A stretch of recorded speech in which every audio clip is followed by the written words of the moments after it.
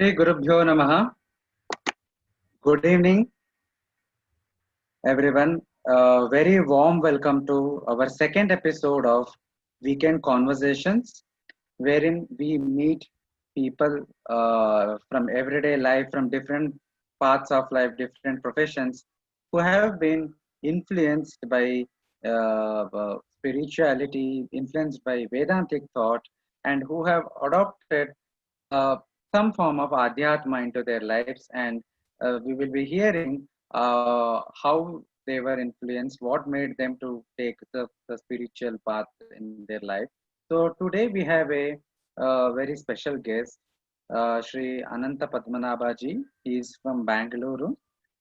He has worked in corporate field for many years, and currently he is practicing Jyotishya in Bangalore, and he also practices Paurohityam, and he teaches children many Hindu texts like Bhagavad Gita, etc.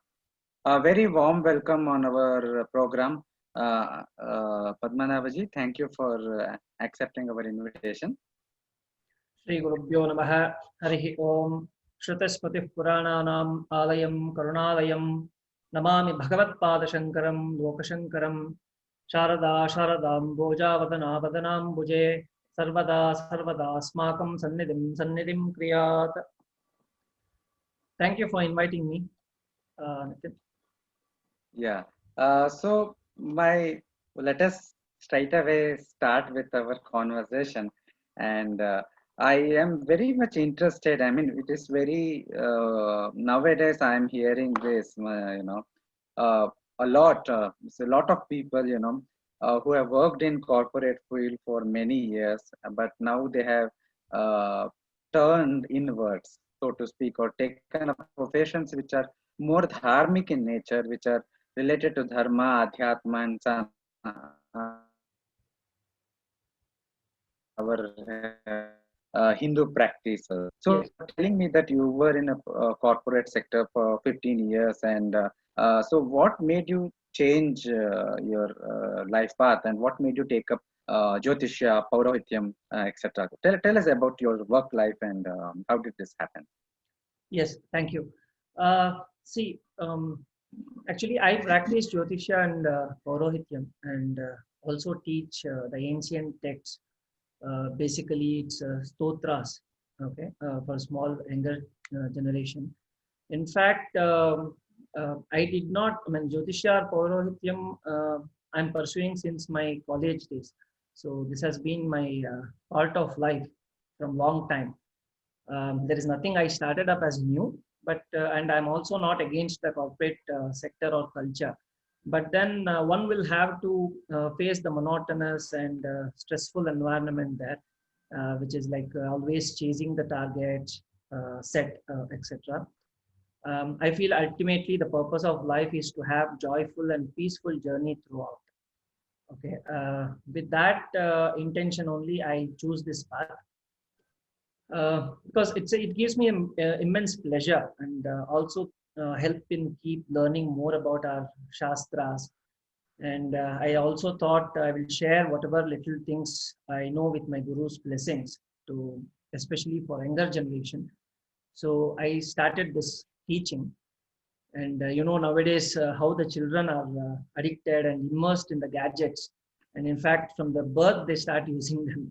So there is a lot of atheist mindset is being passed on to the children, which I feel our Hindu texts alone can change. So this is just a little attempt which I am trying to do, so that the next generation of children can come up with good solid background of adhyatma. Wonderful, Padmanabhaji. So, you mentioned about your guru. Can you tell us about your guru and how you met him and what kind of influence he has on your life? Yes, see, my guru is actually my grandfather. It's a maternal grandfather, to be in fact. He was an astrologer and he was a Paurohit. His name is Sri Lakshmi Narasimha Shastri. And he was, in fact, was felicitated at the court of Sri Jaichamarajendra Vadiyar at Mysore Palace. as Veda Vidwan. He actually made me to enter in Krishna Yajurveda Bhaga, okay, where he taught me the mantra Bhaga actually. And I got to know the importance of chanting mantras from him only. So basically, he became my guru, and he taught me this astrology, the creating the horoscope and analyzing it, and giving predictions, as well as and he started at very age. I mean, very young age of mine. When I was 8, I believe. When after getting Upanayam, he started teaching me all these mantras and how to do puja. These background which was already there. So that influenced me into this subject. Mhm. Did you learn Paurohityam also from your grandfather? Yes. Because the mantra bhaga, whatever was taught, was by him only. Mhm. Paurohityam, the mantras, how to do the pujas and everything. It was him who taught me actually. Till he passed away, the most of the things he taught me, and he also encouraged me to read the other scripts as well. And that was one of the main thing which he did, and which is helping me now. Okay, wonderful. So, for how many years have you been doing this Jyotisham Paurohityam? I mean, reading others, I mean, As I doing the said, it is, predictions. yeah, Uh, as I said previously, it is like from my college days, that is probably from 15, 20 years, I am doing this thing. so even Paurohityam you're doing from 15 years? Yes, 15 years. Yes. Okay, okay, Not great. at the larger scale at that time, but Mhm. it gradually it started and it went on. Hmm. Nowadays, there was a time when Paurahityam and Jyotisham, they had a kind of respect and in among the society, and those who practiced it had a respect in the society, and they were looked at in some kind of reverence, or at least with respect. And but nowadays I see that. Jyotishya, Paurahityam, these are very looked down upon. I mean, people hire Purohits to do their various rituals, but at the same time, behind the back, I have seen people, telling why give. They are all, Correct. money makers, and they have this greed, and calling them Exploitation. greedy, Yeah. and calling Jyotisha as superstition. They consult the astrologers whenever there is problem, but at the same time call Jyotisha as a superstition. So I mean, how do you feel about this? I mean, as if I can say this, as being at the receiving end of this, on one hand people approaching you, on the other hand the same people or some of them bad mouthing or demonizing these professions. So as a practicing Jyotishi and a Purohita, how do you see your role in society, and how do you see the, the the function and the importance of these two professions in current society? You're absolutely right, Nitin, because the word what you used, right, Jyotisha and Paurohityam is demonized, actually. One thing I'd like to tell you, in all sections, good and bad will be there. Okay. Here also, it's existing. I'm not saying no. This does not mean the entire science or the profession is treated as wrong. See, in our ancient texts, there is a set of rules which is defined for Jyotisha or astrologer, and also for the Purohit. As an astrologer or Purohit, one has to do his Nitya Karma like Sandhya and Gayatri during Sandhya Kala, number one. There's a basic it is. And he has to worship sun god compulsory to gain deep knowledge in the astrology. He has to do all the astrological calculations on his own, okay, which nowadays I believe it's a very handful of people do. And an astrologer should put his senses under control. That Indriya Nigraha, what we say, it has to be there. And I believe science is not at fault. Okay, it's only the person's conduct is bringing bad name to this. wonderful subjects, because Jyotisha, you mean it's eyes, okay, of Kalapurusha, where it gives the direction to the people and it helps the people to live their life in a peaceful way. One should always adhere to the practices which are designed to certain individuals, I believe. Because Krishna says in chapter 3, Karma Yoga, if you relate it to this, Shreyan Swadharmo Vigunaha Paradharmat Panushthitat Swadharme Nidanam Shreyaha Paradharmo Bhayavaha. Now, which has been changed now, which was like one should follow his dharma, come what may, as far as I am concerned. Because if this is followed, then he can start practicing any subject. And I am practicing this as per the guidance which was passed on by my grandfather, and following the instructions um, to ensure there is no lapse from my end. Okay, and I'm practicing this as per his words only. And people should start respecting the subject on par with others, because astrology is where you should have clarity while giving predictions, I believe. You should see and observe in what a situation is, a question is raised. You got to be sensitive to nature as well, because you also need to analyze the shakunas, whether it is good or bad at time of the question. And there are so many aspects into this. This is just not a steady material, I would say, where you study for 1 year and you become an astrologer, or you study few mantras and you started conducting the Purohitam. Because you don't, if you do not do the Nitya Karma, you will not be eligible to do any kind of puja. Okay, this is what it has been said, which unfortunately most of there are so many people who follow it, but unfortunately most of them they don't. Okay, and that is causing the main problem in this subject. I mean, for this profession, as I would say. And I also say experience gives more accurate predictions than the study materials.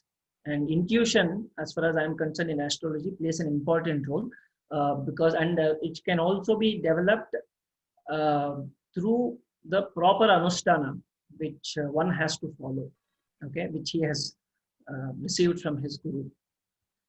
And astrologer should have an intention to help the people with his knowledge, not exploit them by threatening them or creating fear amongst them. That is not a thing to do, as far as I am concerned.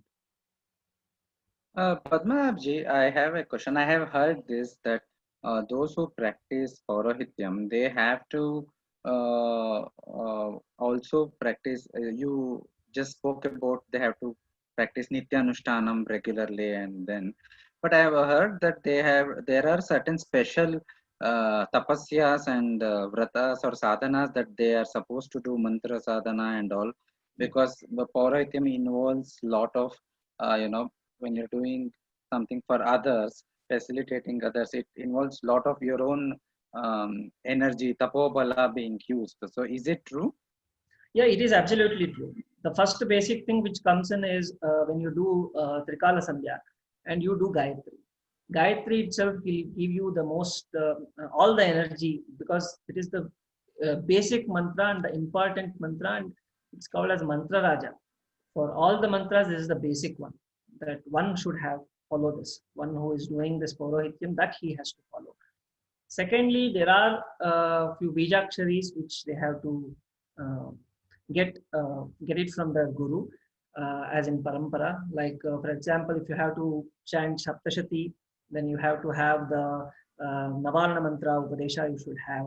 And there are few mantras like Rudram Chamakam, Namakam Chamakam, when you have to chant, that has to be taught from your guru with swaras I'm talking about. And that will give you, because reading the book and learning and out of memory or telling something is great, but problem is when you do it in the right way, the results will also be in the right direction. So that's the basic concept of this. So if I remember correctly, when we spoke first a few days back, in conversation you told me that your grandfather eventually took sannyasa towards the later part of his life. Is it correct? Yes, it was my paternal grandfather, my father's father, Okay. who after his retirement he went to Haridwar, okay, and Rishikesh. There in Shivananda Ashram, he took sannyasa. So, did you, is it he who introduced to you to Vedanta, or you were interested in Vedanta from a earlier part of your life itself, Yeah, from a young age? probably Uh, yes. Yeah, probably yes, because when I was very young, okay, I do remember he used to take me to Sri Ramakrishna Ashram a lot in Bangalore only. Um, Basically, in the evening times, he used to take me for the discourses. Okay, I would definitely not understanding any of the discourses, but still I used to sit with him for 1.5 hour, whatever the timelines which that particular discourse was happening. I was seeing and I was meeting and I was used to see the books what he carry and all those things. That I think influenced me in reading the text on the basically on the adhyatma. Okay, if I have to put it across. And there I think I started reading this Ramayana, Mahabharata, and other texts in the holiday times. I feel that influenced me on the adhyatma path more. You spoke about Shakuna Shastra just a while back. Mm. Can you tell our viewers more about it? I mean, there is a lot of confusion about this. I mean, again, this is one area which is usually considered as, superstition and blind belief and meaningless things. So, can you explain our viewers what Shakuna Shastra is and what is its role? And do we have any textual sources of Shakuna Shastra, or is it merely orally transmitted knowledge? No, actually, the text, if you have to speak the basic grantha, okay, to understand the astrology, you can also always refer Ramayana and you can also refer Mahabharata. Okay, there this Shakunas has been described from the sages that his right eye blinked and for Sita the left eye blinked and something happened good and suddenly when she was thinking that Rama is dead because the Ravana brought Rama's and Lakshmana's head and showed in the Yuddha Kanda stating that they are dead. Then suddenly she get the kindly the left eye started blinking and all those things, right? These all things has been written in Ramayana and Mahabharata, okay, which is actually the basic texts which you can refer.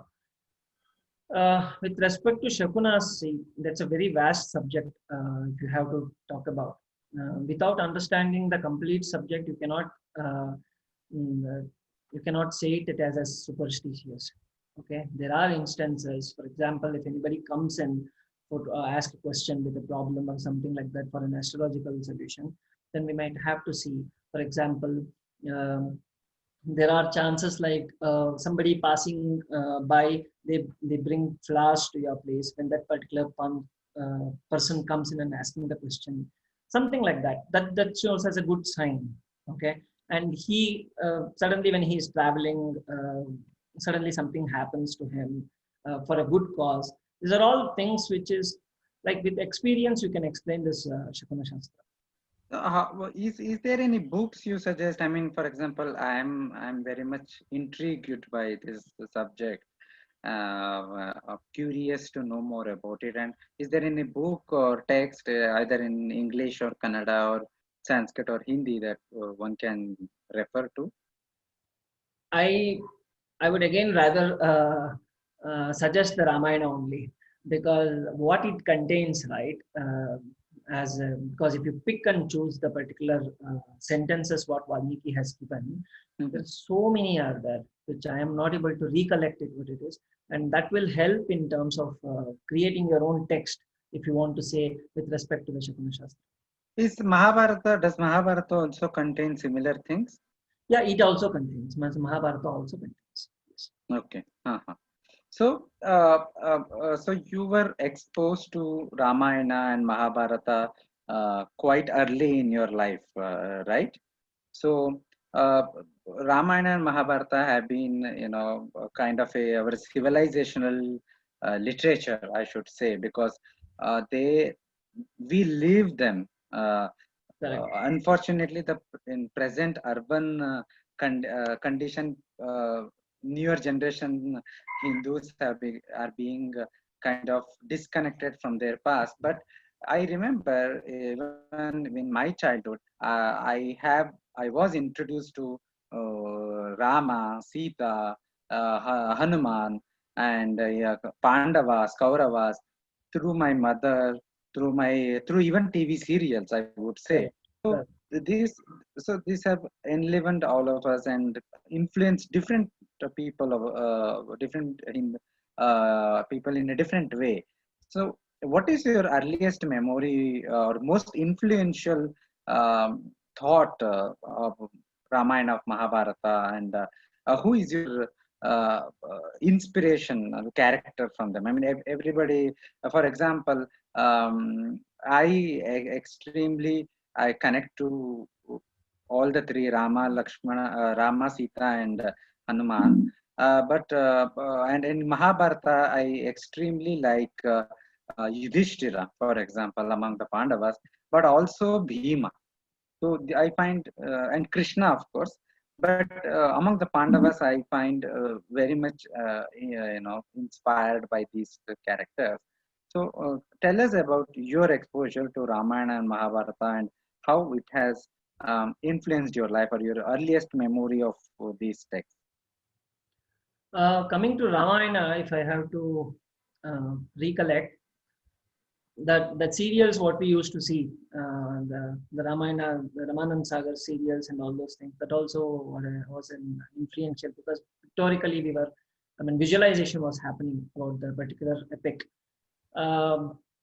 See, as far as I am concerned, Rama, of course, is a role model, and everything text runs on him. But actually, it is Sitam Charitam Mahat, what Valmiki says, because it is Sita's story. It is not actually the Rama's story. It is actually the Sita's story. Number one, Sita is the main character, I feel, because the strength of the woman, what she shows. Okay, it is not like she was very soft or sober kind of person. She was very aggressive, and she was very strong, and she was very determined, and how loving and caring she was, and the divinity what she had. Okay, the Valmiki has presented very nicely. That actually interested me very much. And one more character is Lakshmana. Okay, Lakshmana, because the brotherhood, between Rama and Lakshmana, it shows so, it was picturized or written so nicely that one has to appreciate that, and how the brother, his love towards his elder brother, and how he sacrifices his own personal life. Okay, because nowadays you will not see anything like that. So how he sacrifices his personal life for the sake of his brother. He treats his brother and sister-in-law as father and mother. And these characters, actually, when I was young, I liked it in Ramayana.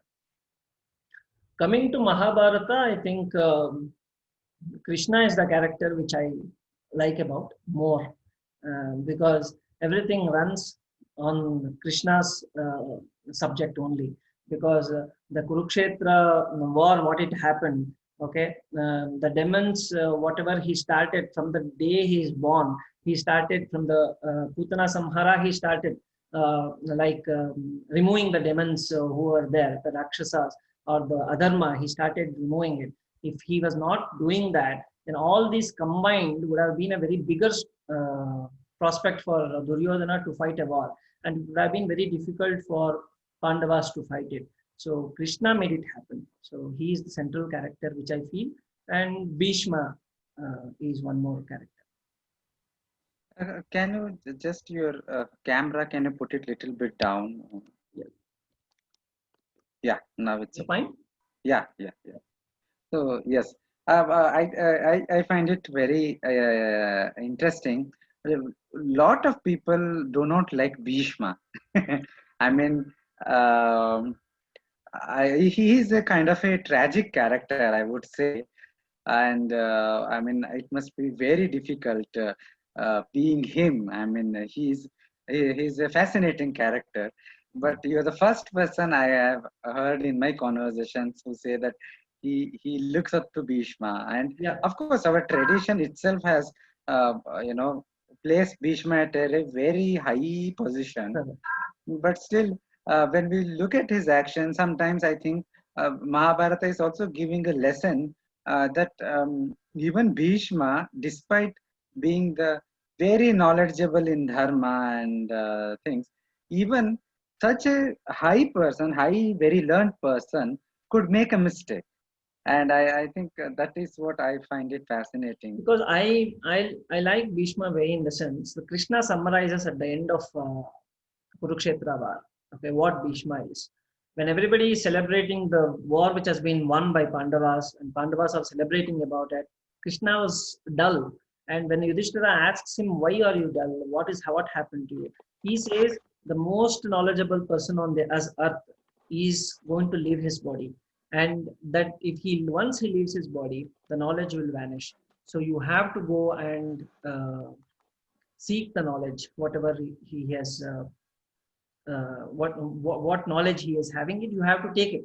Okay, that's what he says, and he gives the moksha to uh, Krishna. I mean, Krishna gives the moksha to Bhishma, and Bhishma is given a very important and very sacred text called Vishnu Sahasranama for us, if I have to say. Okay, because without Vishnu Sahasranama, because with Vishnu Sahasranama, I considered it as a very uh, important subject or important text, if I have to say, in anybody's life. Because uh, in the even Ayurveda Shastra also says, stating that for any kind of ailments, Vishnu Sahasranama chanting 3 times is the medicine.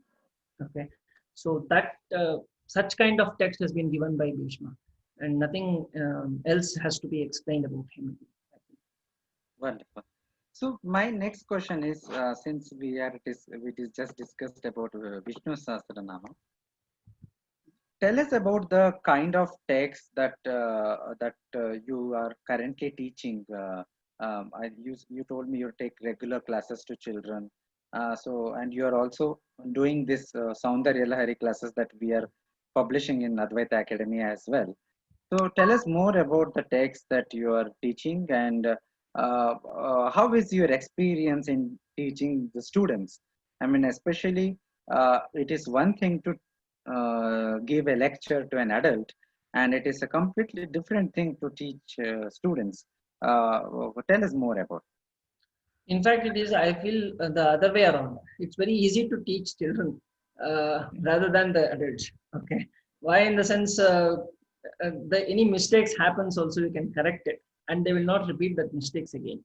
Okay. Number one, their memory strength is more. 5 years to 10 years is the period where the children's memory grows, and the children actually has to learn any kind of mantras. That is the right time, as far as I am concerned, and you just have to put little bit of effort, and you should be, because they will be wandering around because they will want to play and all those things, and you cannot make them sit for 1 hour or 2 hours like that. Just have to give them a time, and you have to prize them also sometimes and start teaching them. Okay, this is what my experience of teaching uh, younger people. And I actually teach basically the basic stotras. Okay, like what Bhagavad Pada has written, like Shri Ganesh Pancharatna, Shri Lakshmi Narasimha Karavalambam, or Lalita Pancharatna. These are the stotras, normal small text which stotras which can be remembered, okay, and chanted out of memory. And I also started teaching Bhagavad Gita, Vishnu Sahasranama, as well as Saundarya Lahari to the children now. So, when you say you teach these texts to children, so are you merely teaching the shlokas to them to memorize them, or are you teaching them some basic meaning of those shlokas Yeah, as well? correct. Basic meanings we can teach whatever they can understand. We can give it to them, because In Bhagavad Gita, if you are talking about Atma and Atma Gnana and all to a 5-year kid, it will definitely not give any purpose.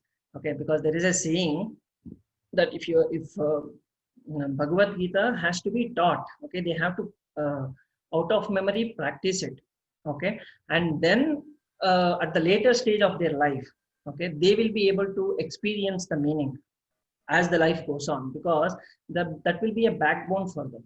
When it is out of memory, you will be able to chant it, you can remember it for a long time.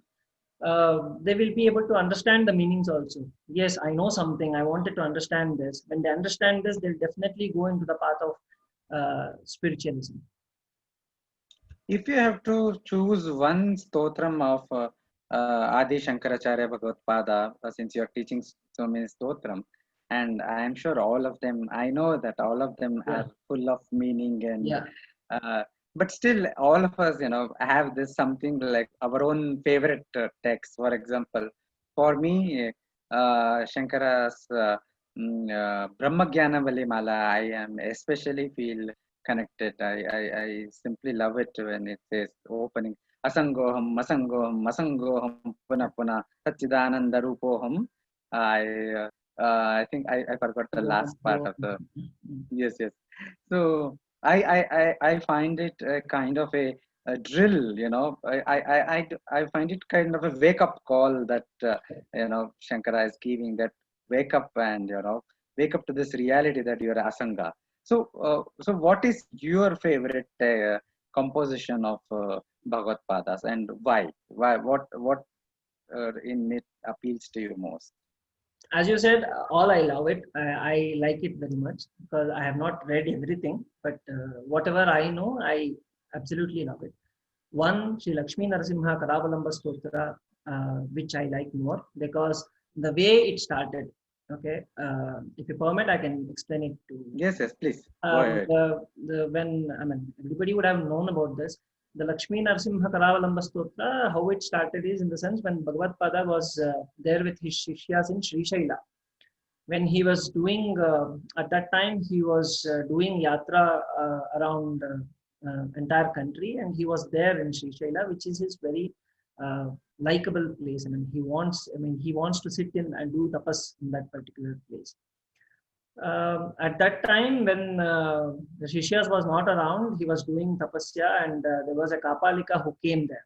Okay, Kapalika, because he was started, because of his Advaita philosophy, he started defeating so many Vangmis, okay, at that time. And Kapalika's the belief also was destroyed because of Shankara. Then one of Kapalika came in and he asked Shankara, stating that he wants a help from him.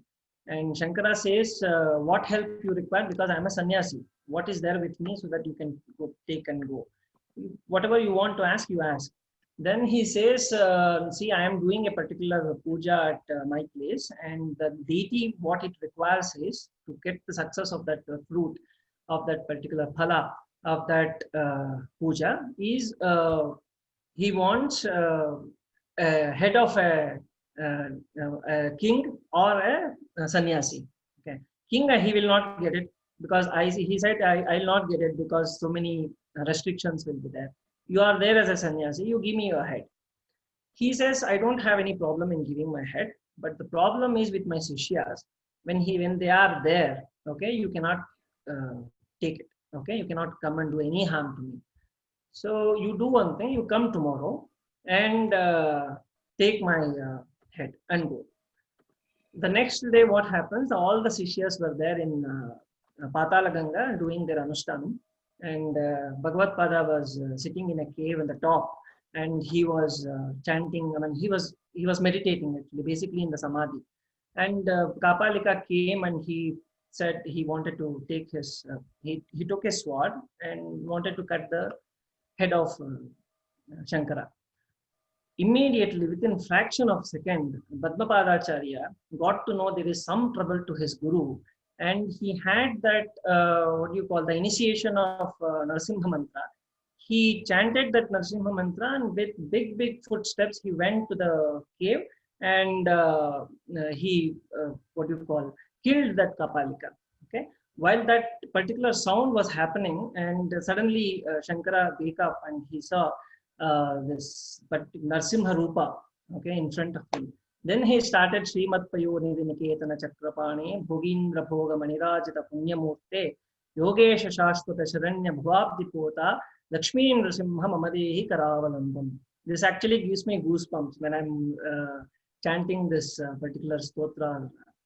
Can you explain the opening verse for the audience who is not familiar with Sanskrit? It's like seeking blessings. I mean, asking the god Narsimha to protect them. Okay, they are asking Narsimha that protect me, whatever it is there. Karavalambam. He has to protect because he is the deity, and seeing that Rupa, no fear will be there. So that is what he starts explaining it. And one more stotra is, of course, my favorite is Saundarya Lahari. There is none other than Saundarya Lahari as far as I am concerned, because that is being placed at the very high stage in the Upasana place. It is very, very excellent text what he has written. I like about that. So, Saundarya Lahari was I had in this text in mind as my next question, and you brought it up Oh. before I could ask.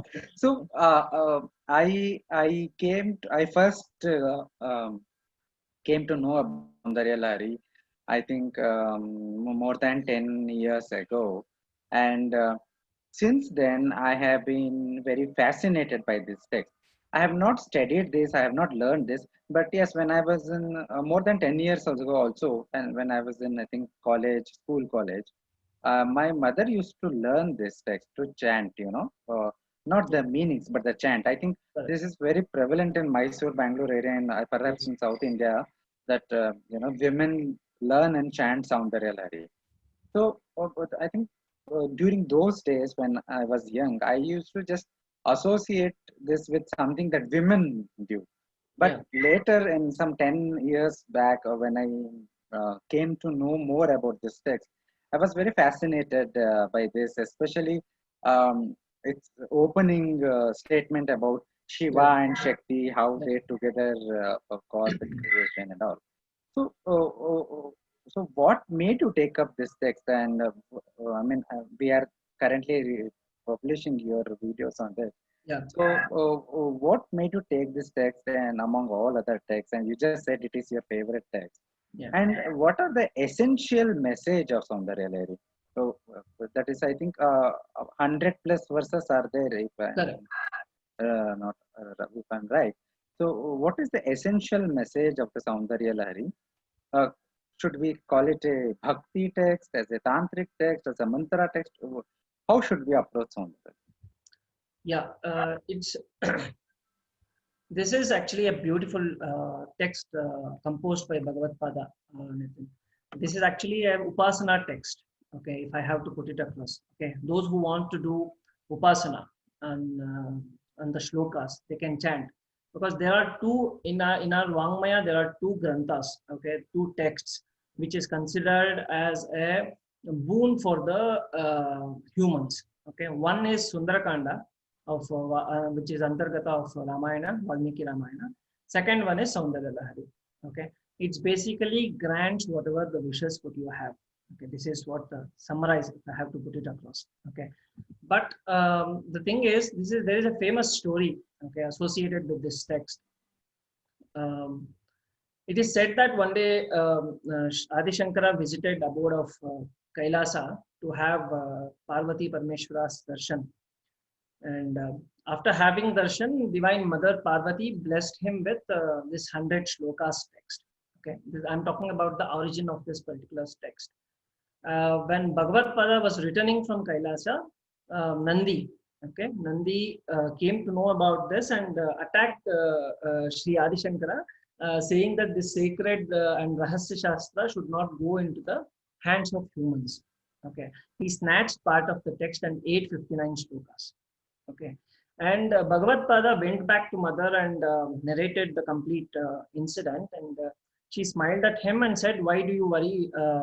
Who better knowledgeable or competent than you to complete this text? please go and complete this text and take this, teach this Rahasya Shastra to the world. It is also said he wrote the text in Kailasa only and brought it back to the earth. Okay, many stories are there written on this book. This is one of the most popular ones. Coming to this Saundarya Lahari, the first 41 shlokas are called as Ananda Lahari. Sorry, Ananda Lahari, which explains the greatness of mother, the mahimas of mother. Okay, and the rest 59 shlokas is considered as the Saundarya Lahari, and that defines the motherhood. Okay, and motherhood, her love and affection. Okay, it defines. It is not about Saundarya, means it's not about the beauty. Okay, the beauty. He could have kept the name as he has kept it for Shivananda Lahari. He could have kept it as Parvati Ananda Lahari or something like that. He chose it for the Saundarya Lahari because that Saundarya. Okay, because as the Valmiki also does the same thing. He did not put as Hanumakanda. He put as Sundarakanda. The verses, the activity, what was happening was very beautiful. And these verses are also so beautiful about mother. And that's the reason it was put as Saundarya Lahari as a whole. It's a very sacred book which has been bestowed by Bhagavad Pada to us. And chanting these shlokas will surely have the blessings of Divine Mother, I would say. It's difficult to tell essential message because, as you said, the text itself is very sacred and gives immense strength who chants this. Okay, it fulfills all the kind of wishes whoever the sadhaka is doing this chanting. Bhagavad Gita has given complete mantra and tantra shastra in this. Actually, he explains it in the shlokas. If you go in depth, right, he explains it. He also talks about Advaita philosophy in this. The first shloka, what you said, Shiva Shaktya Yukto Yadhibhavati Shakta Prabhavitum Nache Devam Devo Na Khalu Kushalah Spanditumapi Atastvam Aradyam Harihara Virinchadi Virapi Pranantum Stotum Va Katama Kruta Punya Prabhavati. So this particular shloka, in the starting itself, he does not start it from Shiva or Parvati or something. He starts with Shiva. Okay, mother is such a devoted wife to her husband, and the wife always loves the name of the husband. So he starts Shiva. Okay, Shiva Shaktya Yukto, and he combines. He says there is no difference between Shiva and Shakti. And if Shakti is not there, then obviously Shiva cannot do any Srishti Karya like Srishti, Sthiti and Laya of this world. And he goes on to, it goes on actually. He says so nicely about the verses. And if I have to talk about shlokas particularly, there is a third shloka which he says, Avidyanam antastimira mihira dvipanagari jadanam chaitanyasta bakamakaranda sruti jhari daridranam chintamani gunanika janma jalado nimagnanam damshtra muraripu varahasya bhavati.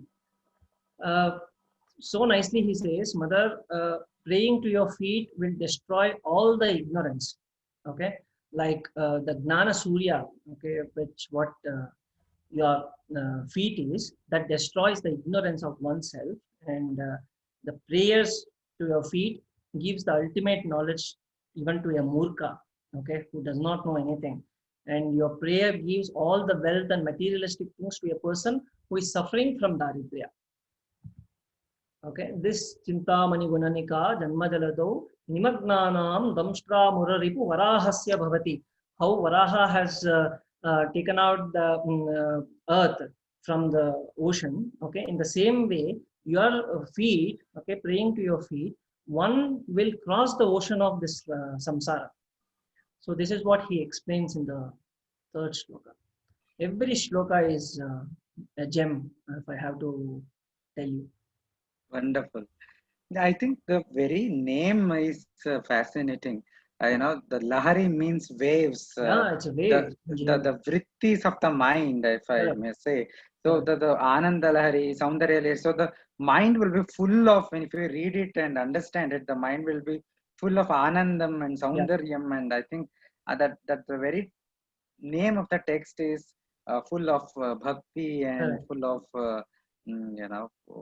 full of bliss and Right. completeness. Even he has given the Sri Vidya mantra also in this. He has incorporated the Bijaksharas in a mantra. Okay, if you see that one, Shiva Shakti Kamaha Kshitirata Ravihi Shita Kiranaha Smaro Hamsa Shakraha Tadonacha Paramara Harayaha Amihillekabihi Tisurbihi Avasaneshu Gadita Bhajante Varnaste Tavajanani Nama Vayavatam.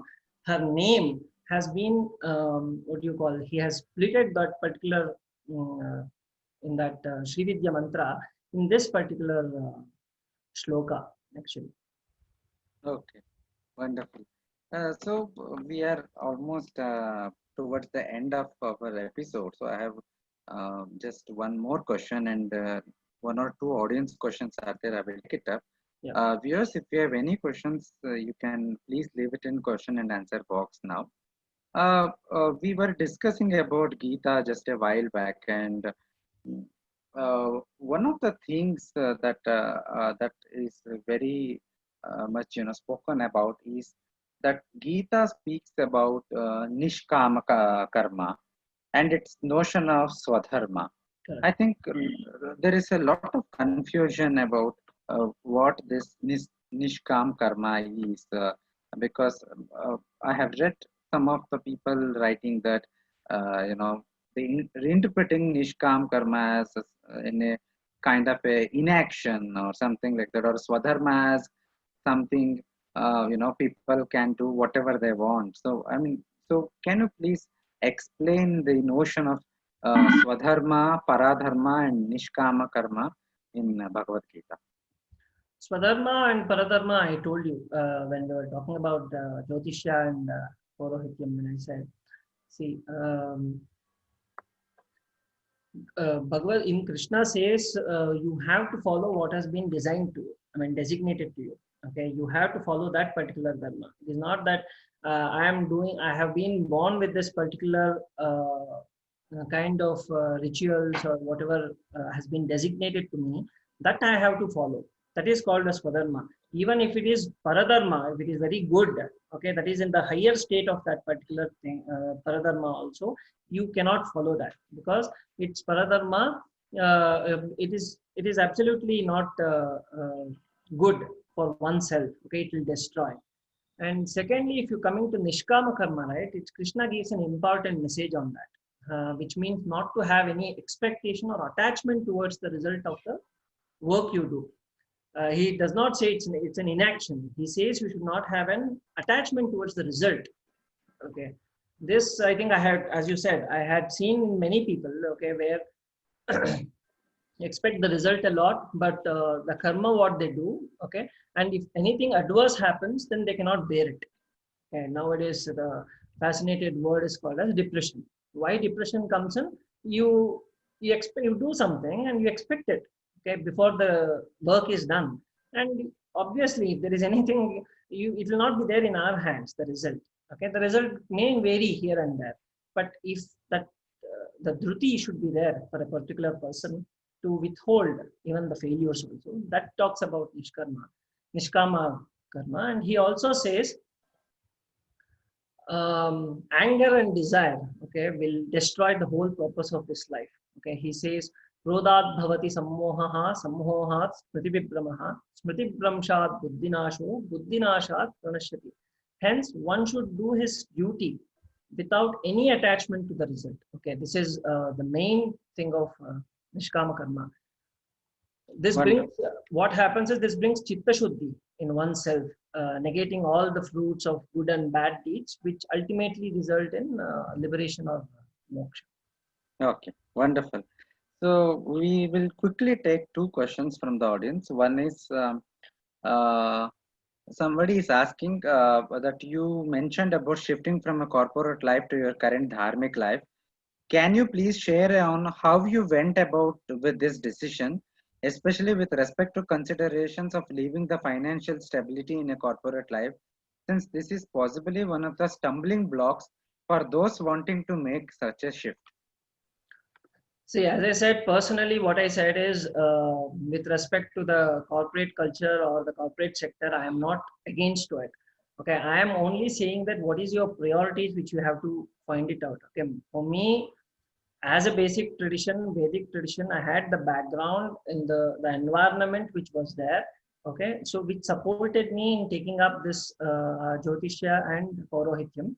And I told you before getting into the any job also, I was doing this. Okay, this is not a new thing which I started now. Okay, but this was there already there. Okay, this is the only thing is I wanted to give more time to this.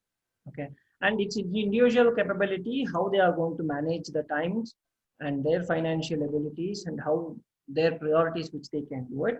But ultimate truth is what has to be learned. Okay, that has to be that knowledge you have to take it as soon as possible, because the time will always pass on. From every sunset and sunrise, your lifespan one day will go. So there is no time for you to think about it. You just have to make some time for this. Okay. Thank you, Padmanabhji. One last question. This is about teaching Saundarya Lahari or learning Saundarya Lahari. They are asking that while teaching Saundarya Lahari to children between 8 to 12 years, or when it is being learned by ladies or women, freshly new people who are not exposed to it before, what about the Tantra, Yantra, and Mantra part? How should that be learned as well, or should it be approached in merely as a stotram to begin with?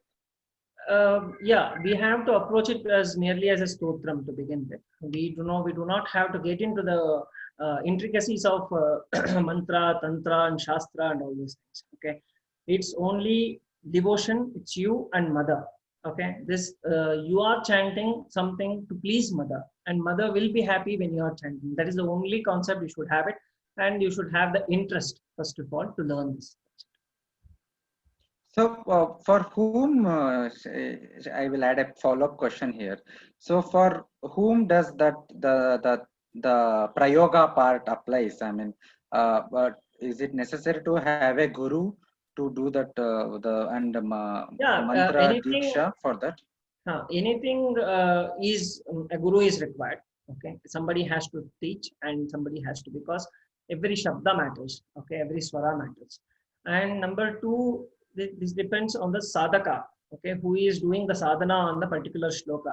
One shloka, if you wanted to chant for 2 years, 3 years, and you wanted to practice it, there your sadhana will happen. I'm not saying that 2 years, 3 years you will get sadhana. I mean that's siddhi.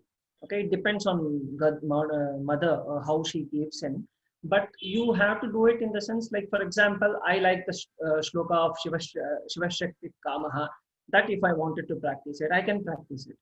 Okay, but entire scripture is good to know. Okay, good to know how to chant whenever you are free, or daily if you are able to spend some half an hour, 45 minutes in chanting it. It gives, it's only an experience of the results which give. I mean, Do get. you do you conduct regular classes on Saundarya Lahari for the homemaking women and others in Bangalore Yes, currently? yes, yes. Currently, because of this COVID situation and all things are happening through online only, which I am Okay. doing it. I'm doing it evening times, basically. Okay, okay. And anybody interested can contact you and Yes, join the class, right? yes. Okay. Viewers, if you are interested to have contact details of Padmanabhaji, please write to our Advaita Academy email. You will find it in our website, and we will give his contact details to you. With this, we come to a conclusion of the second episode of Weekend Conversations.